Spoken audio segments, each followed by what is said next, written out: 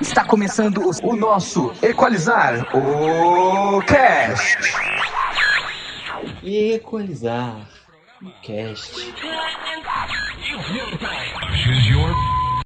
Tô fazendo das batidas do meu peito obra de arte. Que cê sabe que arde. Leva no veneno, mas não vê maldade. Sejam todos muito bem-vindos, sejam todas muito bem-vindas a mais um Equalizar o Cast, o podcast do Cursinho Popular Equalizar, o único podcast que te ajuda a dar a volta ao mundo, bastando dar um play no seu agregador de podcasts.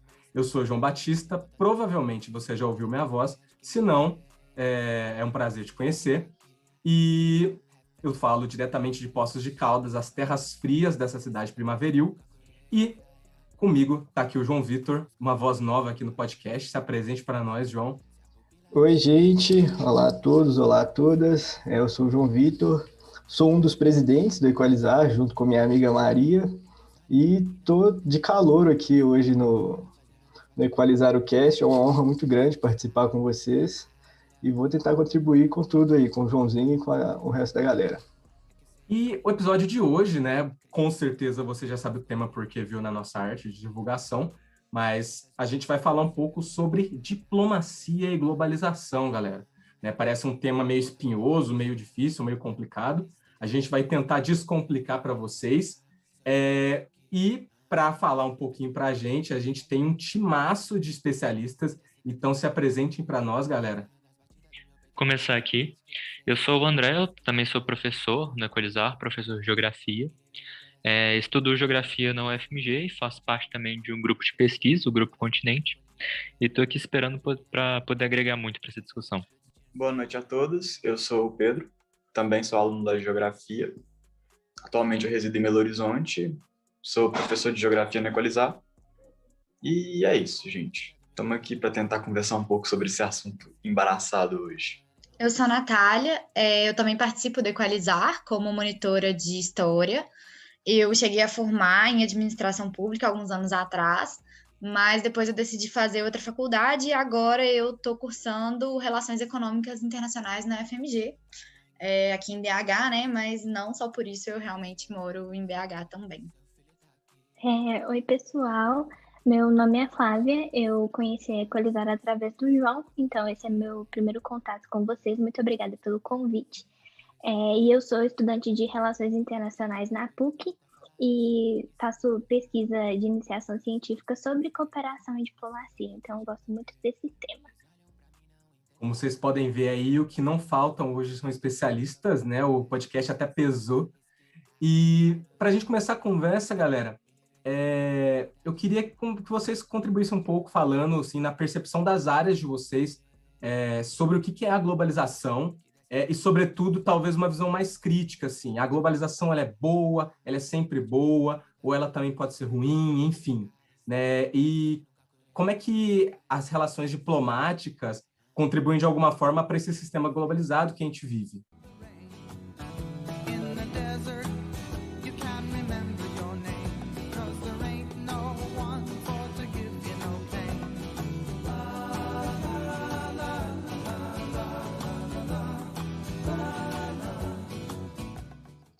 Joãozinho, boa noite para todos. Talvez eu possa começar dando uma perspectiva de como eu acho que o direito enxerga a globalização. Direito é o curso que eu faço. A globalização seria um evento político, social e econômico em que você consegue realizar uma integração entre diferentes áreas do planeta de forma simultânea. E a partir disso, você tem consequências benéficas e não tão benéficas. Para o direito, eu acho que essa possibilidade de você ter outros povos conversando, outros povos interagindo, trocando experiência, criando grupos econômicos, políticos, a gente vê isso de forma positiva, porque a partir de uma perspectiva de que o globalismo, né, que seria um efeito da globalização, ele tem a possibilidade de você, nos cantos mais remotos do planeta, você tentar garantir alguns direitos civis, direitos humanos, enfim, algumas coisas, alguns pontos nesse sentido, que você talvez deixaria solto se você não tivesse essa influência de outros países nesses povos mais afastados, enfim. E outra parte, e talvez seja o ponto controverso da globalização, seja a possibilidade dos países mais poderosos, dos países mais ricos, com maior poder econômico, deles suprimirem questões sociais, questões culturais de outros povos, né? A gente talvez enfrente, por conta disso, um evento em que você tenha uma uniformidade dentro do planeta, né? E isso, obviamente, talvez seja algo que não agregue tanto, mas que é um efeito da globalização. E por fim, talvez eu acho que seja razoável falar que a globalização ela é um efeito que já vem de alguns anos e ela decorre de eventos históricos, eventos econômicos, né? E eu acho que o grande boom da globalização talvez seja a suposta revolução industrial, revolução tecnológica que a gente está vivendo, né? Com as distâncias reduzindo.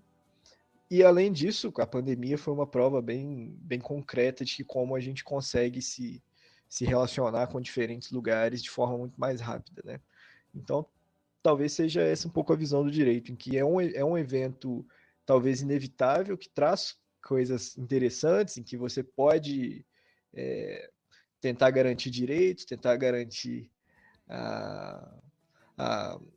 o bem-estar de alguns povos, mas que isso, em troca disso, é dado talvez uma supressão da sua cultura interior, enfim, daquilo que o seu país tem como rotina cultural, em troca de uma uniformização.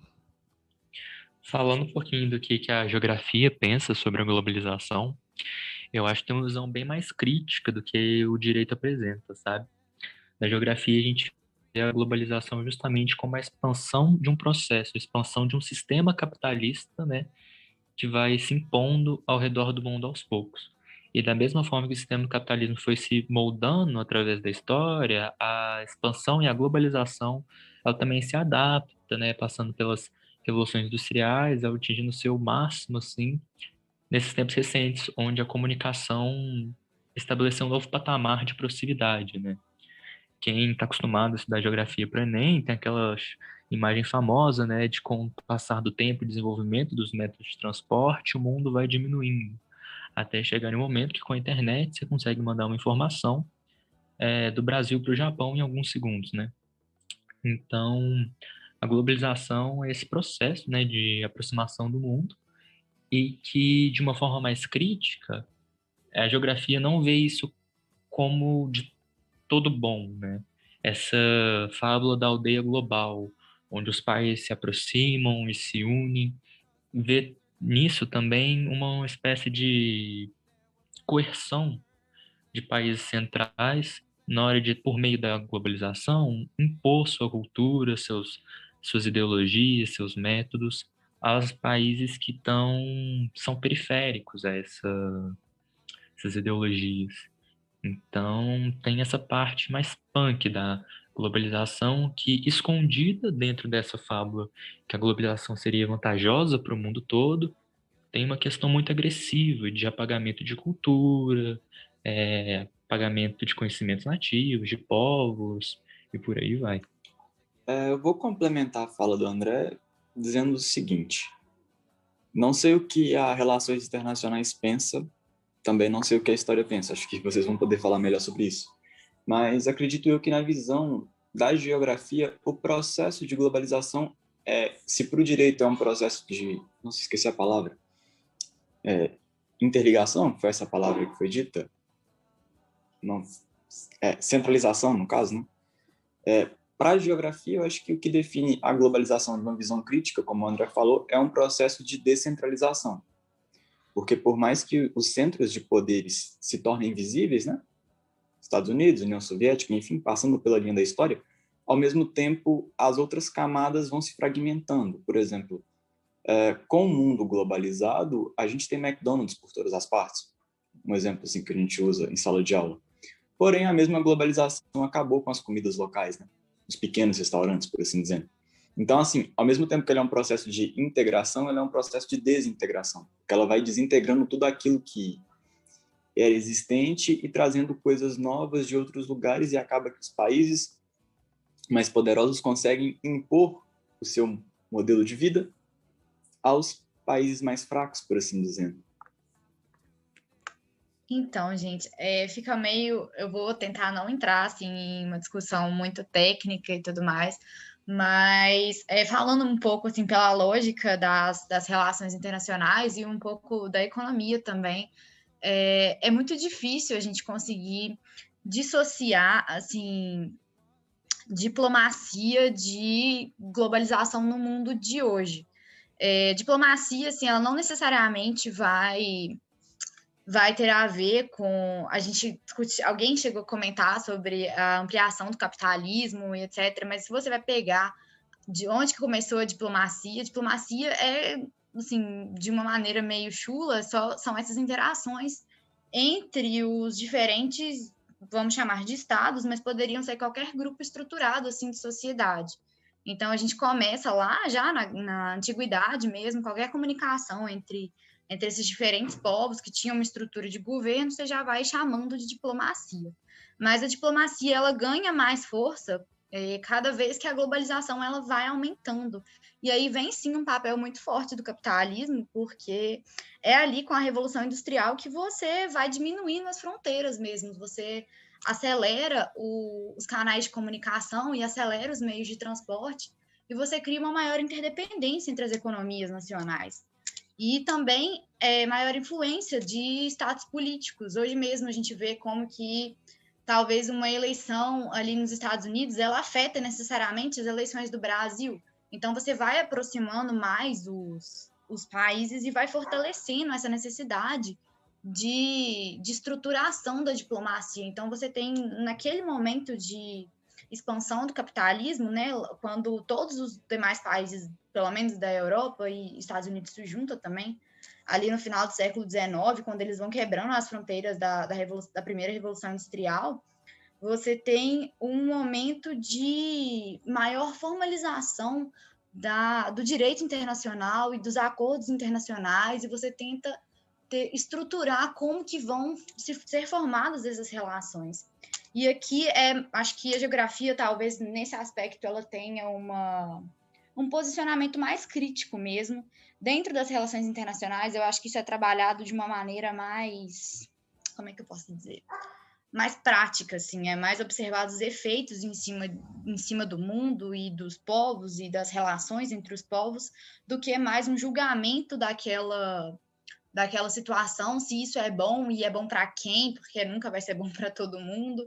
E aí é mais isso, existe uma conexão muito forte entre o fortalecimento da diplomacia e a globalização, porque quanto mais você cria essa relação de interdependência, seja econômica, seja política, mais você precisa de normas, de regras, e mais você entende como que é necessário que, às vezes, alguns países, e isso acontece hoje em dia, aos poucos abrem mão dentro, né, de certos limites, do interesse nacional em prol de um interesse mais amplo, porque a longo prazo isso é benéfico para ele também.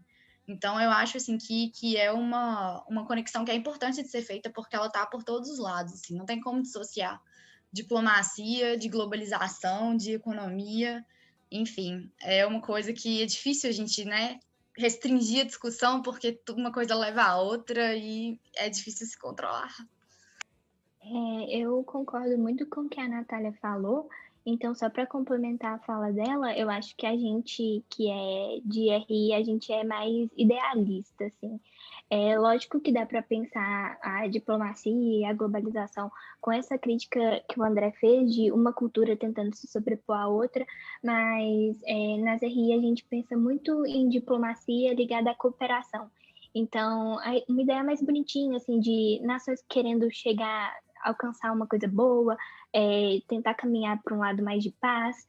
Então, acho que com a globalização foi uma forma da gente conseguir colocar mesmo todos os países em comunicação e eles conseguindo trocar essa questão de ideias, trocar dentro do mercado financeiro, enfim, e tentando alcançar um objetivo bom, sabe? Uma coisa que seja boa para todo mundo, e aí a diplomacia é essencial para conduzir essa negociação, né, entre os países.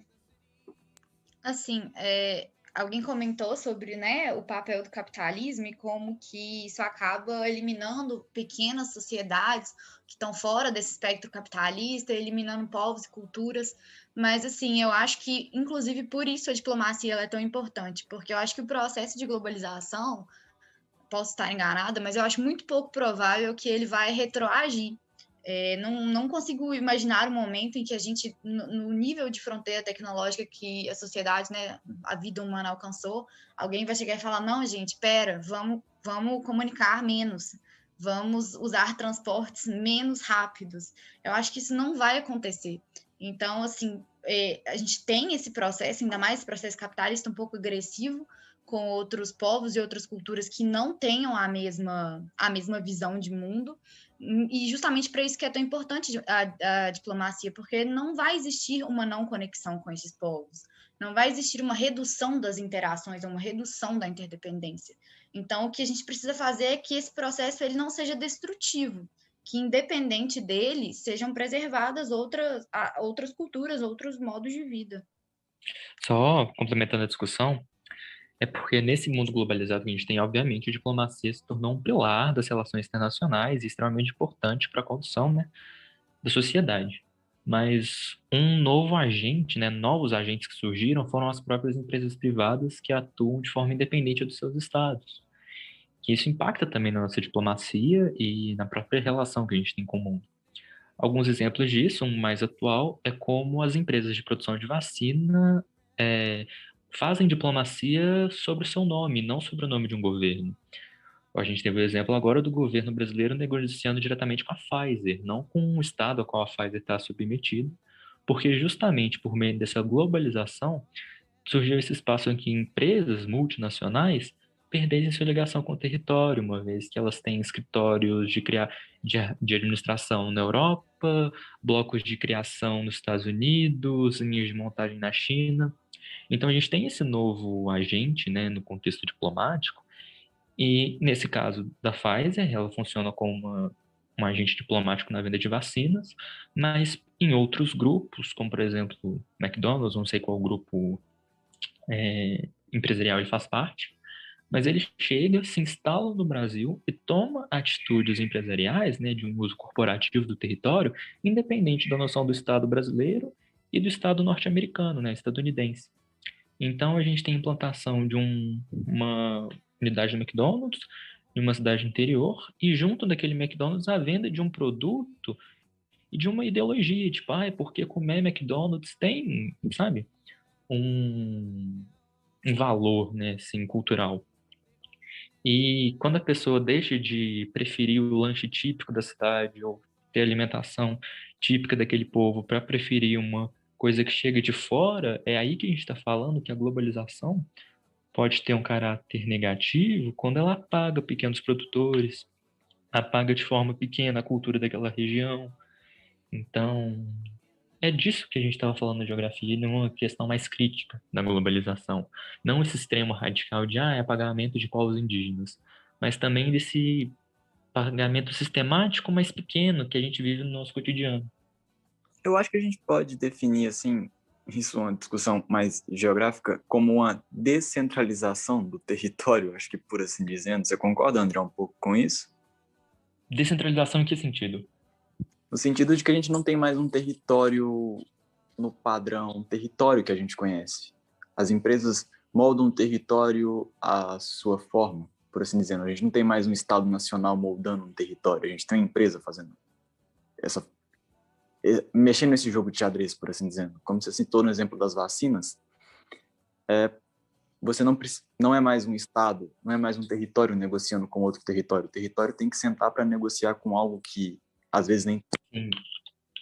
Algo que transcende fronteiras. Isso. Não tem mais fronteira. Uhum. A gente passa a ter um uso corporativo, né? Tipo, do Estado junto de algum outro agente privado que ele tem que se desdobrar para fazer isso funcionar, porque é a nova forma que o mundo globalizado está funcionando. Sim, você não tem mais a centralização das instituições. As instituições estão aí agindo por seus livres e espontâneos interesses, por assim dizendo. Galera, eu achei muito, muito bacana esse tensionamento, né, que, sobretudo, a geografia teve com as relações internacionais, né, assim que vocês apresentaram para a gente. E eu quero continuar um pouco nessa linha, porque, no final das contas, né, partindo um pouco dessa noção clássica da diplomacia, né, salvo engano foi Flávio, Natália, agora eu não lembro exatamente quem comentou isso, né, que o papel da diplomacia no estabelecimento de acordos, né? No final das contas, existe esse papel idealizado, pelo menos como a Flávia colocou, né?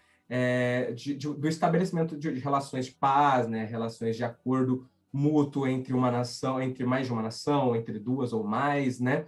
E eu acho que André e Pedro estão tensionando um pouco para falar um pouco desses outros agentes, além da própria nação, né? Que por si só já valeria uma discussão à parte, né? Sobre essa coisa do que, no final das contas, é um país, é o que define um país, enfim, a gente não vai entrar tanto nesse mérito, né?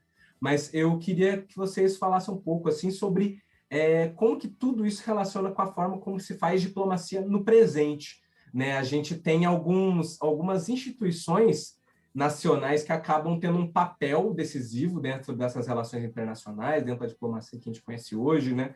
Talvez duas que vale a pena da gente citar, seja a ONU, né, com esse órgão diplomático internacional que agrega quase todas as nações do mundo para que elas discutam, para que elas entrem em acordos, né?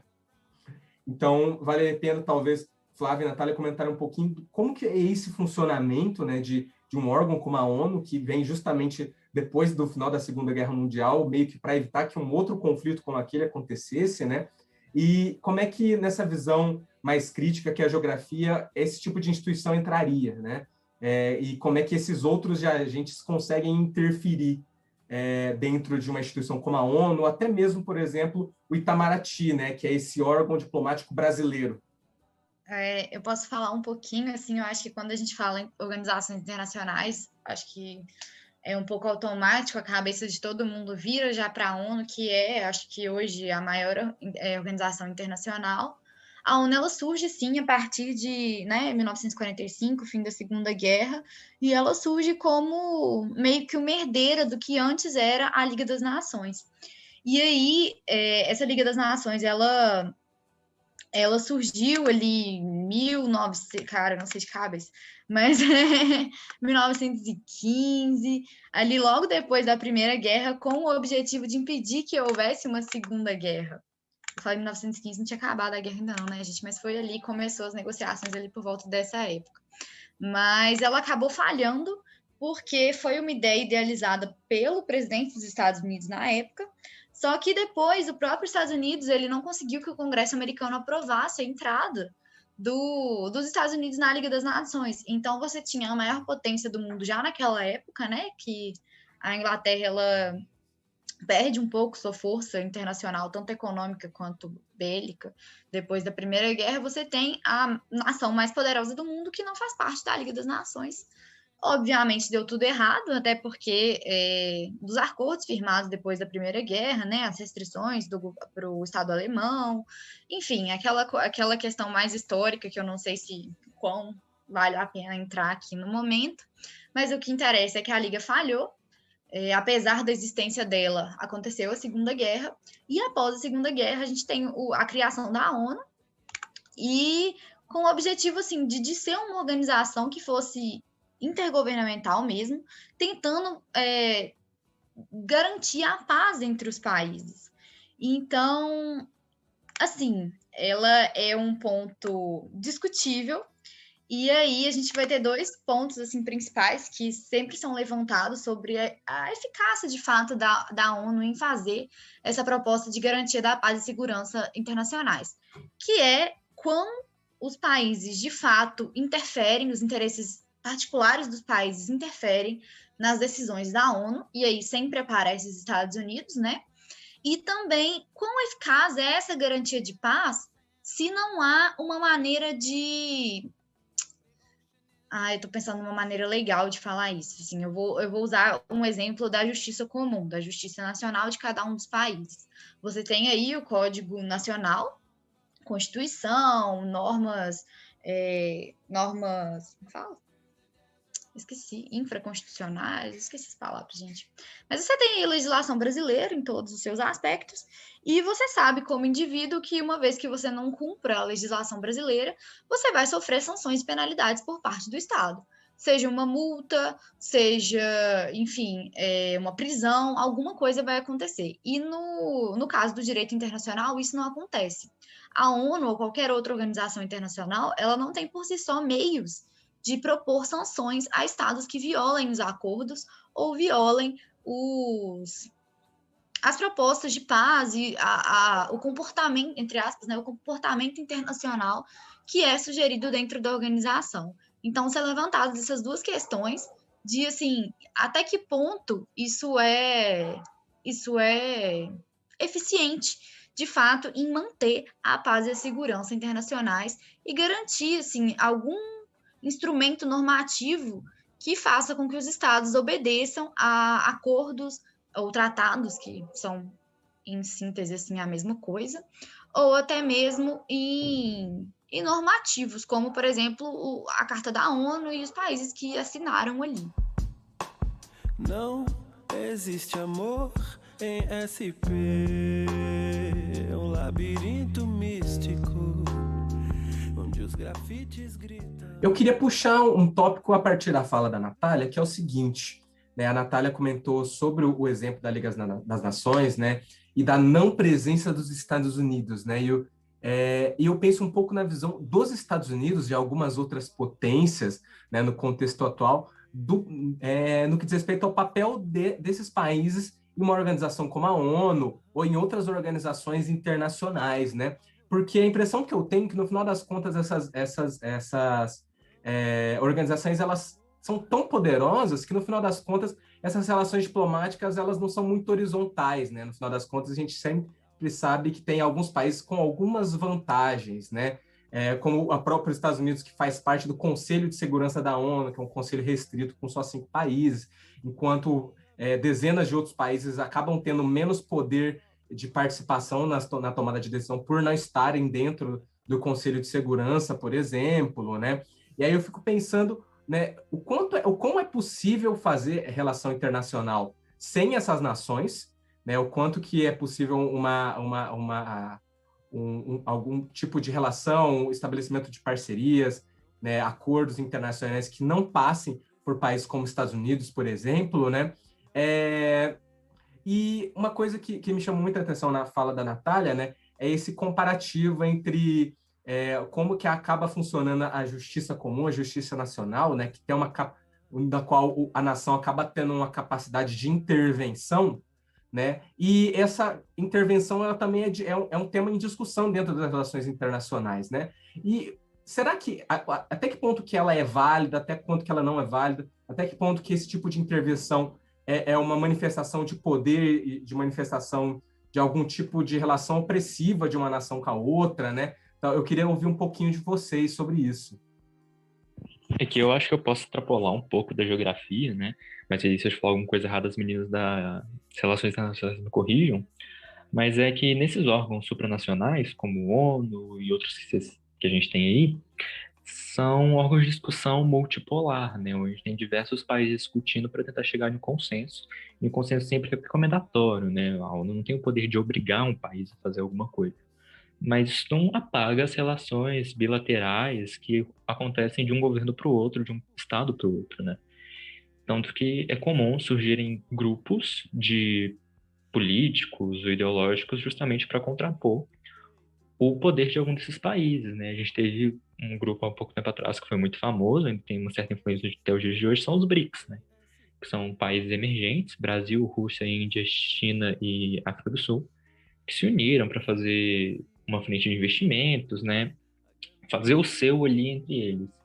Isso de uma forma paralela a esses órgãos supranacionais, né? Constituindo as próprias reuniões e etc. E quanto àquilo que você comentou dos Estados Unidos no CSNU, né? O Conselho de Segurança da ONU ele é meio peculiar, porque ele tem 5 cadeiras permanentes, né? E aí, me corrijam se eu estiver errado, que é França, Reino Unido, Estados Unidos, China e Rússia, e acho que 20 cadeiras rotativas, né? Que sempre estão mudando para tentar justamente trazer essa pluralidade que a gente tem no mundo para essas discussões, que são tão importantes dentro do CSNU.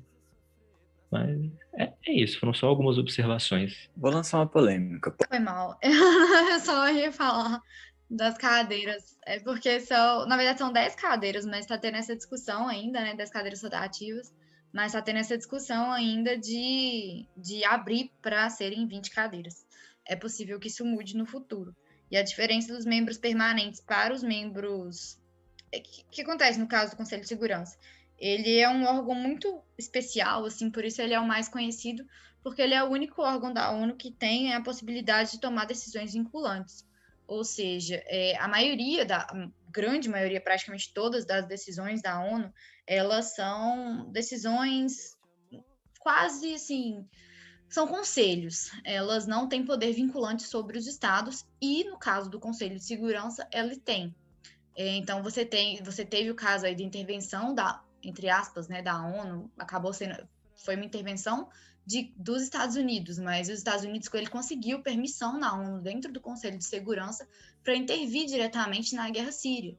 E aí, isso foi uma decisão vinculante do Conselho, de que teria essa intervenção na Síria, e aí essa é a grande, assim, particularidade do Conselho de Segurança. E aí vem essa diferença, né, entre membros permanentes e membros temporários. Porque os membros temporários, eles participam da discussão, eles votam, mas cada um dos 5 países membros permanentes da ONU, eles são os países que detêm poder de veto nas deliberações do Conselho. Se, por meio da votação, o Conselho define, por exemplo, pela permissão da intervenção bélica dos Estados Unidos na Guerra Civil da Síria, e algum dos membros de segurança vota contra, automaticamente a decisão é anulada dentro do patamar de poder, né, entre aspas, da ONU. E aí é bem engraçado, tem várias histórias de como que as coisas foram autorizadas, né? Um espera o outro não tá lá para fazer a votação, umas coisas bem engraçadas. Mas enfim, era só isso mesmo para esclarecer, tipo, o funcionamento e a participação dentro do conselho. Só um ponto que o André falou certinho, tá, André? Tudo que você falou tá certinho. Tá sabendo demais. Eu vou deixar uma polêmica no ar. É justo um país poder vetar o direito do outro e é justo somente 5 países deterem a força do mundo, né? Uma coisa que, assim, geograficamente falando, e eu acho que historicamente, o João acho que pode falar um pouco melhor disso, eu acho que isso já causou alguns probleminhas no passado, né, João?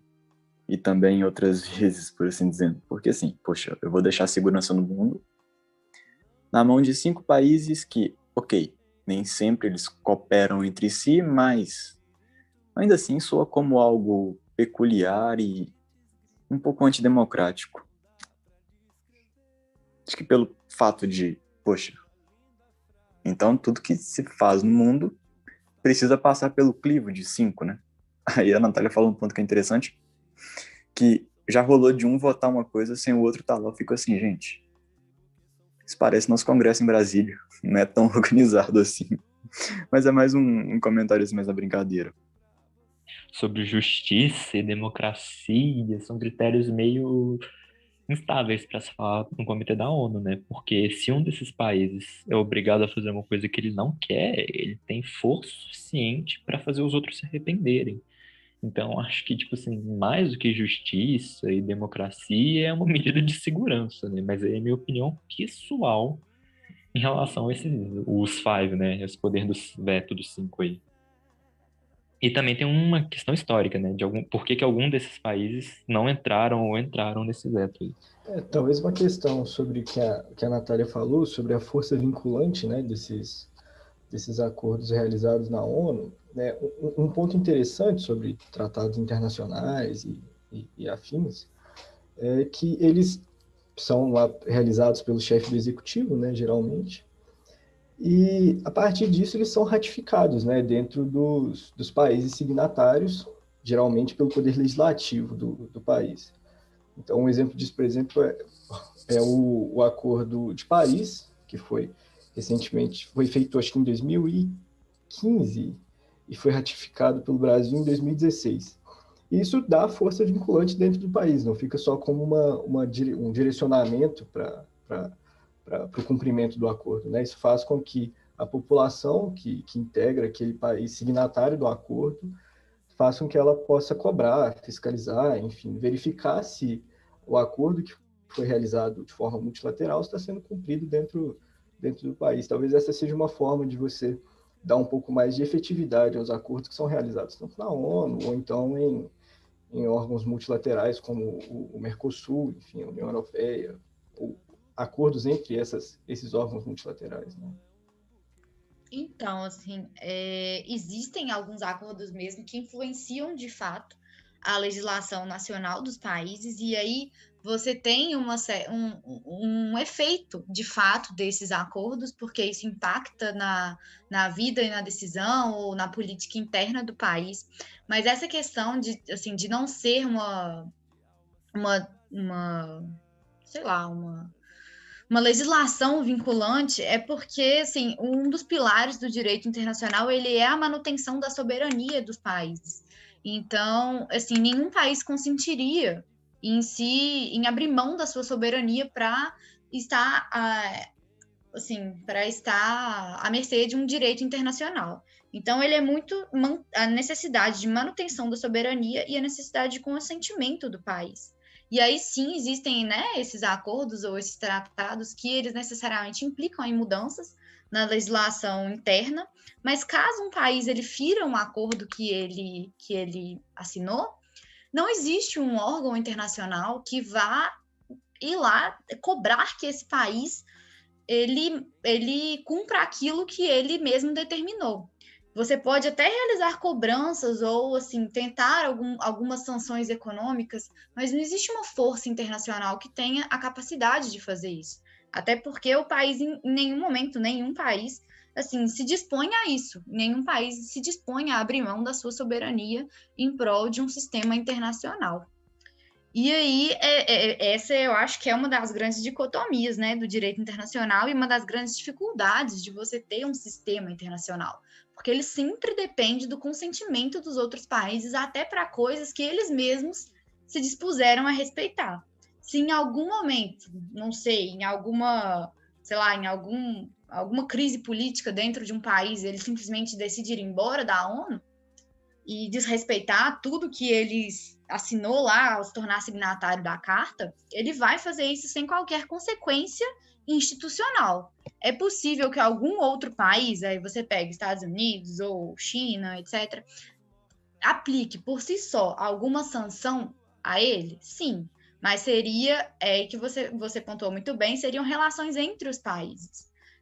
Existem muitos acordos bilaterais ou grupos mais restritos, como o BRICS, Mercosul, na época também a União Europeia, que não sei se vai durar muito tempo, mas por aí vai, que entre eles podem haver sanções de um país ao outro, como, por exemplo, o caso da Venezuela. Você teve aí a mudança de regime político na Venezuela e os Estados Unidos, em protesto a isso, criou várias sanções contra a Venezuela. Isso não foi uma determinação do sistema internacional, foi uma escolha dos Estados Unidos de maneira particular. Então, assim, isso é super complicado de lidar. Mas até as deliberações do Conselho de Segurança, elas não têm de maneira alguma a lógica de obrigar alguém a fazer alguma coisa. Isso, assim, está totalmente fora do escopo da organização. O que eles têm é de obrigar alguém a não fazer alguma coisa. Então, você nunca vai virar para um país e falar, olha, você tem que fazer isso. A ONU ela não tem esse poder nem de maneira abstrata mesmo, nem de maneira teórica. O que ela tenta fazer é obrigar, entre aspas, né? Obrigar, assim, a gente joga entre aspas mesmo, porque a lógica é a lógica do consentimento, né? Obrigar alguém a não fazer. Mas aí vem muito essa questão de, tipo, até que ponto isso pode ser visto? E vem também a questão que os meninos levantaram sobre... Existe uma paridade entre os países, porque a lógica das relações internacionais, do direito internacional, ela é pautada nessa falta de hierarquia vertical mesmo, não é para ser uma relação horizontal, é para ser uma relação descentralizada, mas você tem, por exemplo, vários casos, né, que eu brinquei, né, no caso, tipo assim, acontece da galera, tipo, esperar tal país sair da sala para ele não conseguir vetar, porque ele não tá lá e ele toma coisa como ausente na ata. Acontece, gente, acontece real. E aí, você tem, por exemplo, o caso dos Estados Unidos, você tem 2 invasões do Iraque. A primeira, ele conseguiu a sanção da ONU para realizar a invasão. A segunda não conseguiu, foi lá e invadiu mesmo assim. E aí? Tipo assim, aconteceu o quê? Qual que foi a sanção aplicada? Alguém tem alguma capacidade de aplicar alguma sanção nos Estados Unidos? Seja a ONU ou seja outro país? Ele invadiu e foi lá, várias cartas de repúdio, né? Não foram exatamente cartas de repúdio, mas assim, a moda é a carta de repúdio quando você quer mostrar que você não concorda, mas você não vai fazer nada sobre isso. Então, assim, somos contra, achei errado, mas é isso aí mesmo, gente. Foi o que aconteceu e paz no coração, porque nada mudou. Ninguém fez nada sobre isso. E aí é uma discussão, assim, muito aberta, uma discussão que acho que, sei lá, qualquer relação, qualquer discussão sobre relações internacionais chega nesse ponto, bate nessa tecla, porque é um ponto, assim, bem nebuloso. Eu só queria concordar com a Natália, e eu acho que a partir dessa fala dela que entra os outros atores internacionais que a gente tem, né? Não só as organizações internacionais, mas existem várias alianças que são menos estruturadas, enfim. E a gente entra também no ponto de constrangimento internacional, porque se teve uma coisa que a gente conseguiu com a globalização foi essa troca de informação. Então, por mais que os Estados Unidos não sofreu uma sanção por ter invadido o Iraque, ou quis sair do Acordo de Paris e falou que ia sair, enfim, mas isso tudo, apesar dele não ter sofrido um ataque direto, como ter sido repreendido por essas ações, ainda assim o constrangimento internacional foi muito grande. E não é bom, né, para um país ficar com relações estremecidas com qualquer outro país. Mesmo que, se os Estados Unidos não ligam de ter saído do Acordo de Paris, pode ser que ele perca oportunidades mais para frente por consequência disso. Então, acho que nada é 100% impune, assim, o constrangimento internacional e essa troca de informação que a gente tem é uma coisa muito válida para a gente pensar. Talvez esse constrangimento internacional possa ser um exemplo do que ocorreu com o Brasil, com as queimadas na Amazônia no começo do ano, que a gente viu diversos fundos de investimentos internacionais, enfim, alguns bancos também soltando algumas notas repudiando a política ambiental brasileira. Enfim, como a Flávia falou, talvez não seja uma consequência já direta, com uma sanção, alguma sanção econômica, enfim, mas que esse desconforto que é causado, ele pode trazer consequências para o país, enfim.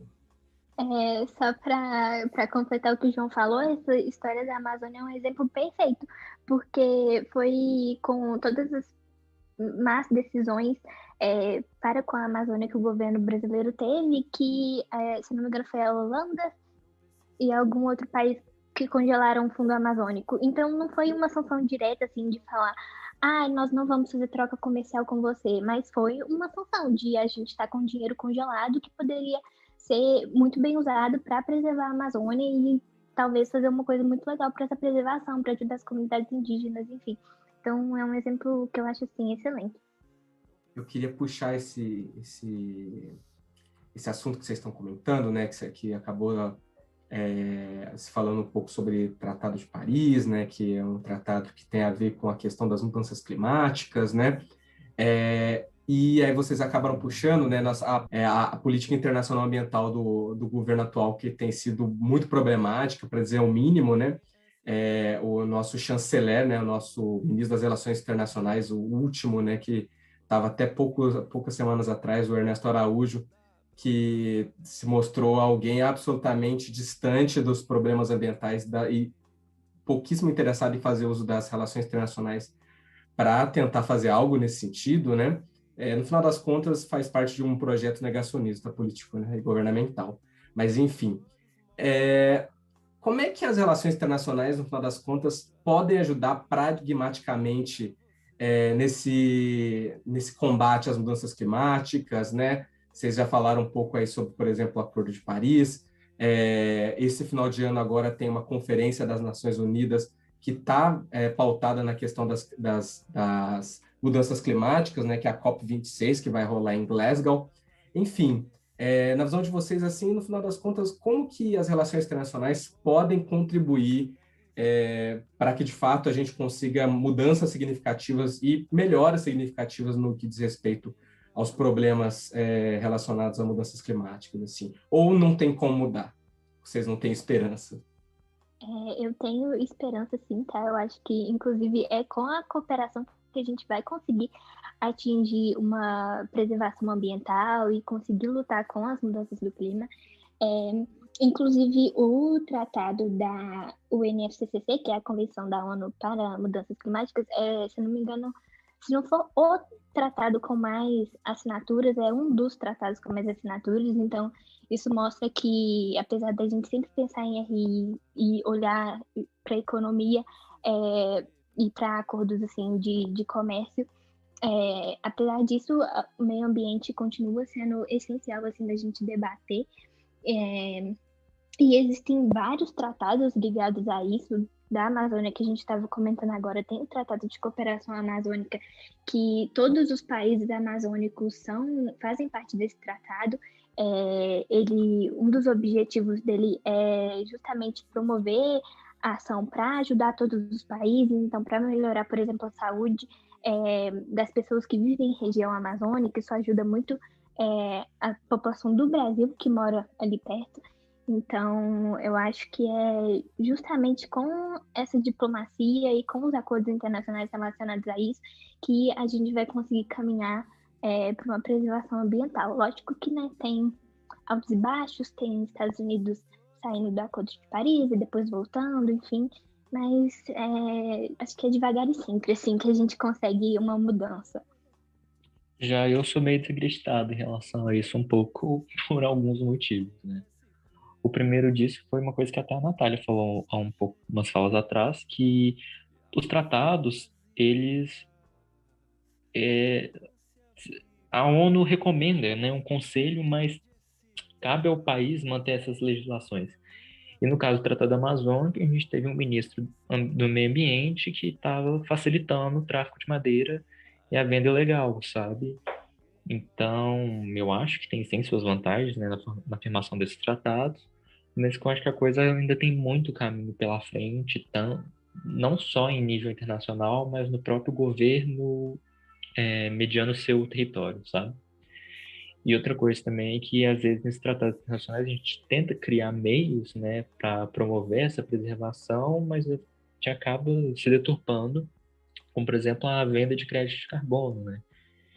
Que, tentando criar um parâmetro para medir as melhorias, né, a diminuição da poluição, você acaba transformando isso em mercadoria para vender, porque então tá, você pode poluir à vontade, mas como eu estou preservando, você compra os meus créditos de carbono para passar por essa boa imagem de preservador. Então, não sei, eu acho que ainda tem algumas peculiaridades que estão fazendo ser muito intrucado, vão dificultar muito esse caminho, assim, sabe?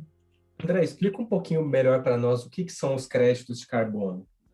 Aí você me pegou porque é uma coisa que eu vou ter que... para mim é difícil explicar, porque eu não tenho domínio muito sobre isso, mas alguém quer me ajudar? Então, eu vou tentar, mas a galera da RI se compreender melhor, acho que seja mais interessante falarem.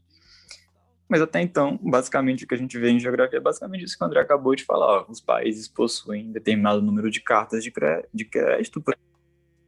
Aí chega um país e meio que compra na mão do outro, né, por assim dizendo. Estreitamente, basicamente, sim, que a gente discute com os alunos, né? Não sei se alguém da RI tem uma noção melhor disso, né? Se vocês debatem isso um pouco mais aprofundados lá. Eu tenho a mesma noção que vocês, só que eu parto de novo da visão mais idealista, assim. O André falou que o país tenta comprar o carbono de outro país para poder emitir mais. Mas pelo menos o nível de carbono emitido vai ser o estipulado, sabe? Eu tento ver por essa lógica. Tinha 100% para um e 100% para outro de emitir. O país A comprou 50% das emissões do país B, tá. Mas pelo menos a gente não vai passar desses 200% que era para os 2 países. Entendeu? Uhum. Explicando aqui, ó, tentando explicar um pouco melhor o que é um crédito de carbono, é a representação de 1 tonelada de carbono que deixou de ser emitida na atmosfera. Ou seja, se um país não emitiu 56 toneladas de carbono, ele tem 56 créditos de carbono. E tem acho que um sensor internacional para ver se os países estão medindo, estão seguindo essas metas de diminuição de produção de carbono que foram estipuladas. Mas aí a gente tem justamente a comercialização. E apesar disso que a Rafaela? Deixa eu ver. Flávia, desculpa. Que a Flávia falou, a gente tem então simplesmente uma concentração dessa poluição. Só que se a gente está falando de um problema a nível global, sabe? Você vai só juntar o centro poluidor numa região e garantir uma pior qualidade de vida para aquela população porque tem o direito de comprar a economia de carbono do outro, sabe? Para mim isso é uma coisa meio absurda de acontecer, sabe? Por isso que eu sou meio cético com relação a isso. Assim, gente, eu vou concordar um pouquinho com a Flávia no sentido de ter esperanças, porque, assim, não sei, talvez seja uma característica da galera mais de RI, né, de RI e tudo. Mas, assim, eu acho que eu tenho esperança, assim, porque eu acho que é a única coisa que sobra, né? Acho que como várias pessoas comentaram até então, a questão ambiental, ela é um problema mundial. Então, assim, se não chegar em algum ponto mais cooperativo entre os países, não vai ter solução. Não resolve um país se dispor a diminuir diminuir a poluição e preservar o meio ambiente se os demais não fizerem. Assim, o planeta é um só, então não tem como, precisa de uma cooperação. E, enfim, sobre os créditos de carbono, assim, não é o ideal, sabe? Eu acho que, mas o ideal, eu não sei se o ideal seria feito no momento imediato, assim, mas eu acho que ele tem impactos positivos. Você tem empresas reduzindo, porque elas é um incentivo monetário para isso. E aí você tem um mercado reduzindo como é que fala? Emissão de carbono, não porque eles, assim, amam o meio ambiente, mas tem, de fato, um incentivo financeiro para que eles reduzam as emissões de carbono. E, enfim, falando sobre a discussão, né, de ser um problema mundial, a gente falou da questão da Amazônia, né? E aí eu acho que, mais uma vez, você tem não é só um constrangimento, sabe? Você teve sanções, assim, aplicadas não necessariamente por órgãos internacionais, mas elas tiveram o caráter de sanção, porque elas foram restrições financeiras no orçamento do país. E aí, um ponto que, assim, querendo ou não, é importante a gente observar, também dentro dessa lógica de venda e compra de crédito de carbono, é que, no caso brasileiro, você tem países desenvolvidos aplicando sanções em países subdesenvolvidos. O que é muito diferente de você, entre aspas, né, aplicar uma sanção em um país que é hegemônico. Você não tem sanções aplicadas nos Estados Unidos, você não tem sanções aplicadas na China. É muito mais tranquilo você aplicar essas sanções ou constranger internacionalmente países subdesenvolvidos.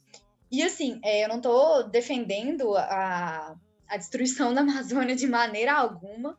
Acho, assim, que em algum momento a Amazônia ela sofreria algum tipo de exploração, mas acho que isso poderia ser feito de uma maneira muitíssimo mais sustentável, que não é o que vem sendo feito até agora, principalmente nos últimos anos. Até porque, assim, não acho que expandir fronteira agrícola vai ser o caminho para o desenvolvimento econômico do Brasil de maneira nenhuma. Mas quando você pega e você joga para os países desenvolvidos essa responsabilidade, né? Porque a Amazônia, ela está na América do Sul. Todos os países detentores de partes da Amazônia são países ou subdesenvolvidos ou em desenvolvimento. Quando você pega e joga para esses países a responsabilidade de produzir menos, como é o caso do Acordo de Paris, você está pegando estados em posições completamente desiguais e exigindo que eles tenham mais ou menos o mesmo grau de responsabilidade. Você está não forçando, né? Mas você está exigindo que esses países desenvolvidos ou subdesenvolvidos, eles deliberadamente aceitem atrasar ainda mais o catch-up econômico, que eles já estão atrasados, em prol de um bem comum que todos se beneficiam igualmente, mas a responsabilidade ou o grau de impacto para eles é muito maior. Então, você pega essa responsabilidade, que em teoria seria de todos, e joga dentro da pessoa, né, da entidade, do Estado, que seria, naquele momento, menos capacitada para arcar com isso. E você tem alguns países, como foi o caso da Amazônia, não lembro exatamente quais países foram, se não me engano, foi Holanda, alguém comentou logo antes, gente, que são países que, na minha visão, eles estão fazendo esse trabalho de assumir essa responsabilidade, porque realmente não é uma coisa que os países, principalmente desenvolvidos ou subdesenvolvidos, vão aceitar de uma maneira fácil, porque, de fato, não é justo. Você tem a grande maioria, por exemplo, dos países europeus, dos Estados Unidos, agora a China, que para se industrializar, para se desenvolver, praticamente dizimaram seus ecossistemas. E agora eles estão exigindo que os países subdesenvolvidos ou em desenvolvimento não façam a mesma coisa, porque faria mal para todo mundo. Mas isso foi uma coisa que eles já fizeram. Então, assim, é um fato que não tem como eles desfazerem o que eles fizeram, mas eu acho que é necessário que tenha uma revisão na maneira como essas responsabilidades vão ser atribuídas. Não acho, assim, porque da maneira como está sendo posto hoje em dia, existe realmente um pé atrás, assim, para assumir esse grau de responsabilidade, porque está muito desigual. Mas em nenhum momento eu queria dizer que eu sou a favor do desmatamento da Amazônia de maneira alguma, que isso fique bem claro, explicitamente falando. Mas é só um ponto a mais que tem que entrar na discussão, não é simplesmente falar, vamos preservar todos juntos dando as mãos. Tem que avaliar, tipo, quem pode fazer o quê e quem deve fazer mais que quem, devido à possibilidade, de fato.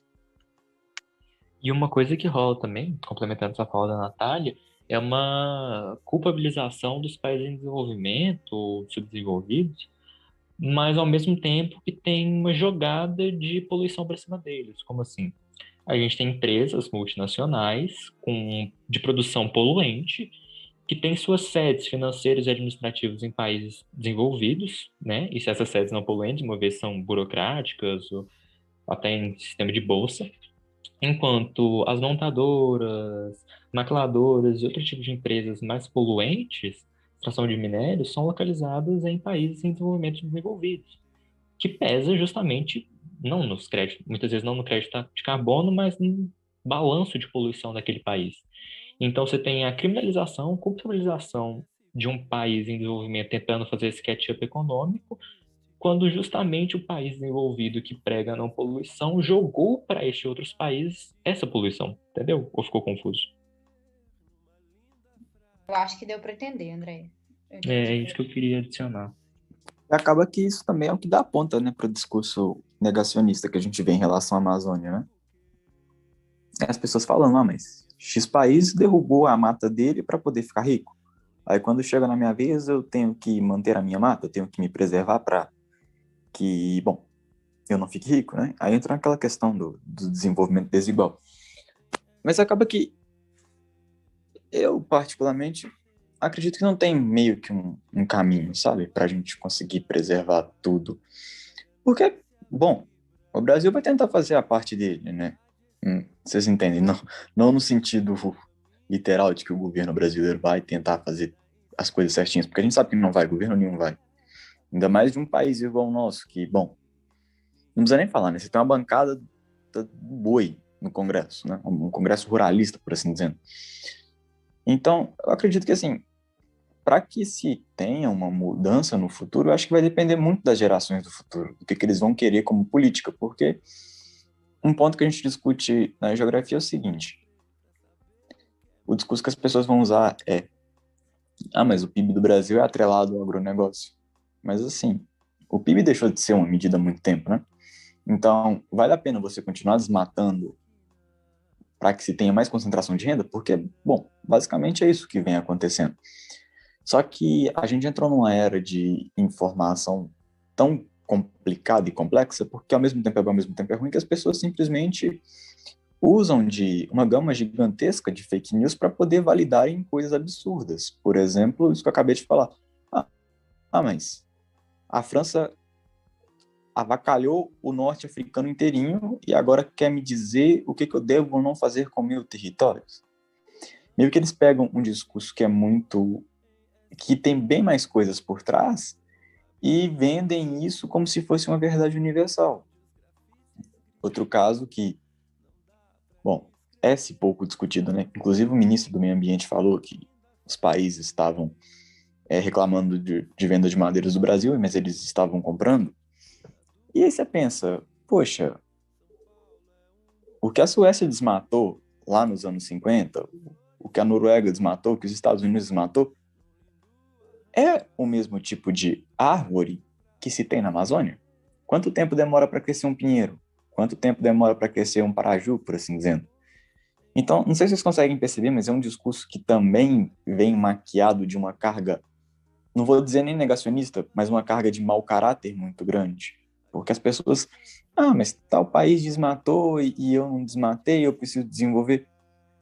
Mas as condições, por assim dizendo, biogeográficas ou fitogeográficas eram as mesmas, as funções ecológicas eram as mesmas, os propósitos eram os mesmos.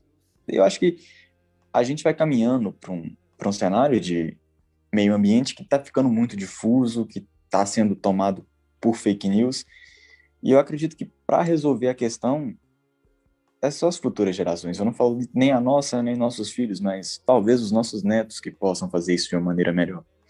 Porque do jeito que caminha, acho que a gente não tem uma escapatória, por assim dizer. Eu tenho uma perspectiva um pouco mais positiva, até bem parecida com a da Flávia.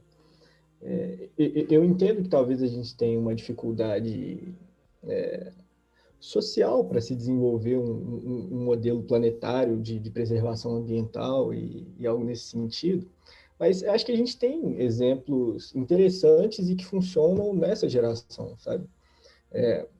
Tiveram diversos incentivos fiscais, incentivos econômicos no ano passado para algumas empresas, né? Em decorrência dos fechamentos por causa da pandemia, enfim. E uma das contrapartidas que eram realizadas pelos governos, eu olhei isso muito com a União Europeia, eram contrapartidas ambientais.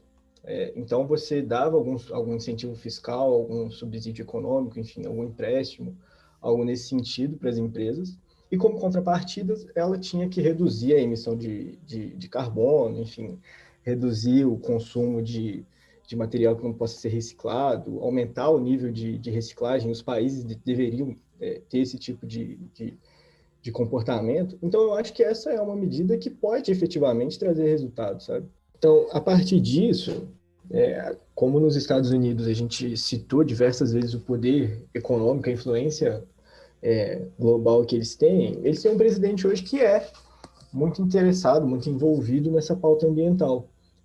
Toda a campanha do Biden foi no sentido de preservação ambiental, de fazer acordos multilaterais para preservação ambiental, redução de emissão de dióxido de carbono, enfim, tanto nos Estados Unidos como incentivo disso em outros países.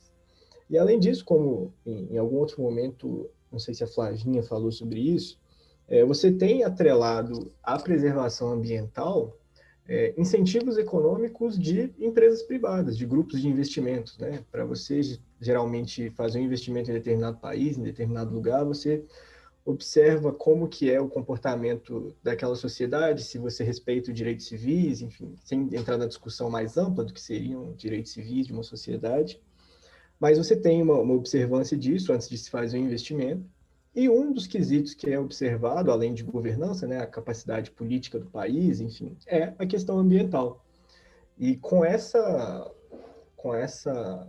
observância do poder econômico, né, acerca da preservação ambiental, eu acho que a gente pode ter uma perspectiva um pouco mais otimista para os próximos anos.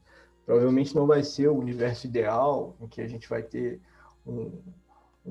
uma organização multilateral com o poder da ONU, alguma coisa assim, coordenando a questão da preservação nos países, mas acho que pequenos acordos podem ser feitos, pequenas organizações como o Mercosul, a União Europeia, para que a gente possa atingir um grau de preservação que é estipulado em acordos como o Acordo de Paris, enfim. Eu acho que a gente tem uma perspectiva otimista, pelo menos esperançosa, para os próximos anos, principalmente para essa próxima década.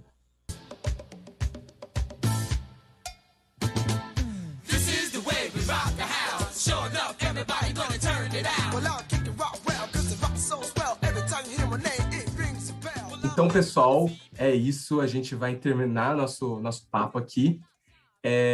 Foi incrível, aprendi demais com toda essa galera. Tenho certeza que vocês aí também aprenderam muito, né? E antes, então, da gente terminar o nosso podcast, a gente vai fazer as nossas tradicionais indicações do nosso quadro Indica o Uai. Indica Uai.